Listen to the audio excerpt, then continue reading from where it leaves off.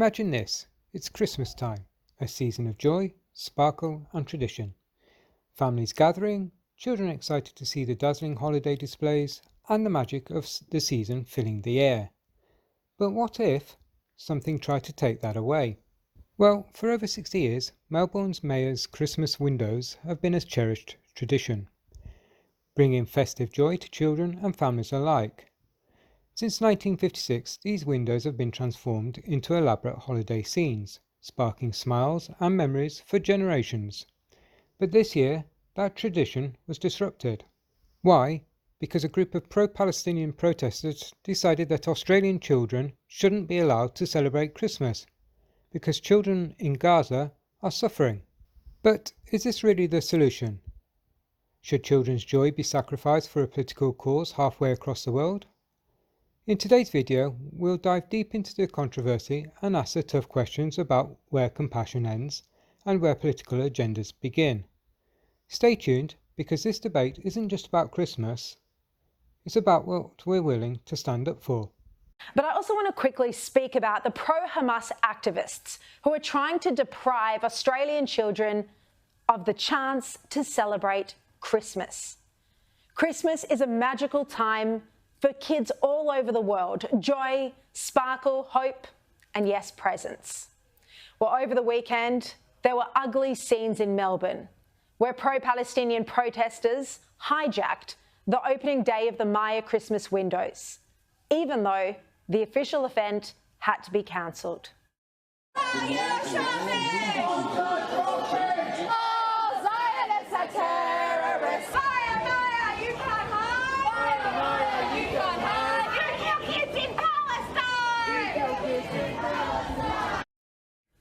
Do you think there's going to be a day we don't have to deal with this every single weekend? And now the pro-Palestinian extremists are saying that children in Australia can't be happy because children in Gaza are suffering. Oh my God, the Myer windows unveiling has been cancelled. You know what else has been cancelled? Tens of thousands of Palestinians. If you care more about the windows than Palestinian kids, then that says something about you, not protesters. Another activist, Sarah Saylor, said, and I quote, "Oh, you want to celebrate Christmas but ignore the massacres happening in the lands where Jesus was from." Well, this demand that Australian children be deprived of joy because of a war thousands of kilometres away is disgraceful.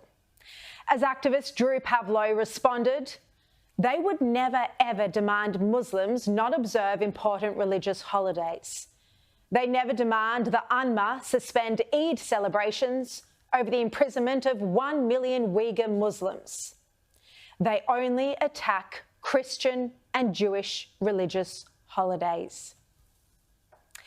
If these activists truly cared about Palestinian children, then on October 8, 2023, they wouldn't have celebrated the massacre in Israel.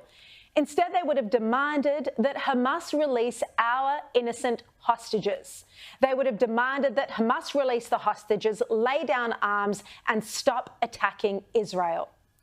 This would have not only been the right thing to do, but it also would have avoided further Palestinian suffering. But they didn't demand this.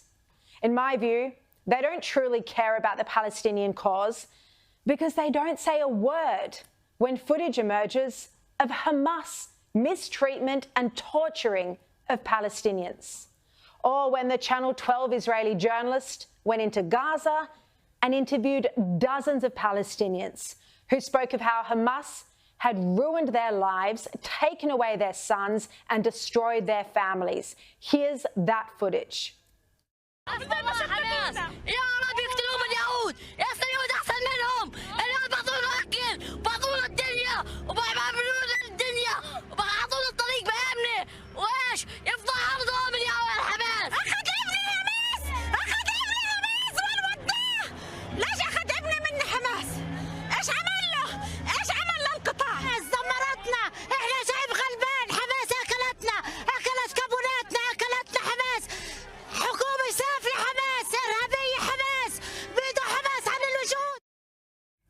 Extraordinary reporting there, and I had the journalist on my show on Thursday who went into Gaza and interviewed those Palestinians. But not a word from any of the pro-Palestinian activists about Hamas is truly ruining the lives of Palestinians, and it has been doing so for over 400 days.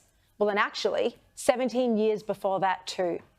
These activists only protest because it's against Israel, against Jews.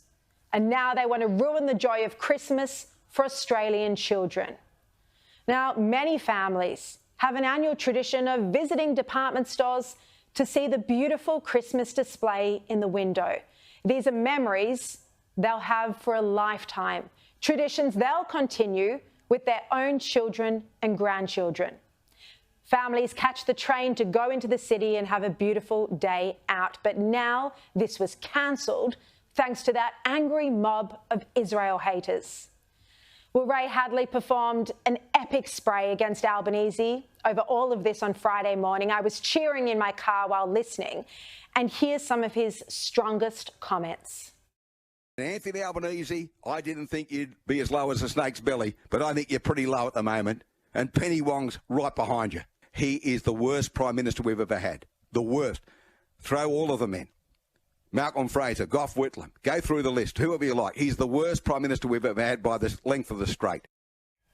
And the Australian public can see very clearly what's happening here.